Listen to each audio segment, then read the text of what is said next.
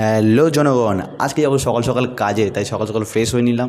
আর তারপরে মা কিছু খাবার করে দিয়েছিল, তাই সেটা খেয়ে দিয়ে বেরিয়ে পড়লাম। আর আজকে আমার সাইকেলটা আমার বাড়িতে ছিল না, তাই আমাকে হেঁটে হেঁটে যেতে হলো ব্রিজের ওপরে।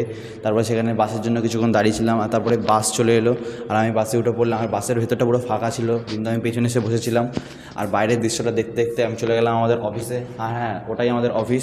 তারপরে অফিসে গিয়ে আমি অফিসের ভেতরে ঢুকে পুরো ভেতরে যেসব আমাদের জিনিসপত্র আছে সব দেখছিলাম। আর এই ডিভাইসটা দিয়ে আমরা কাজ করি।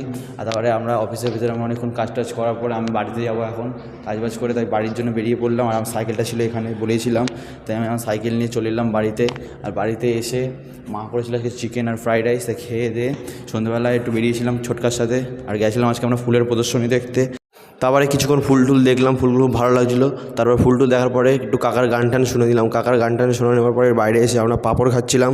আর আমরা এখন পাঁপড় খাই। আর তোমরা আমার চ্যানেলটা সাবস্ক্রাইব করো। Tata, bye bye.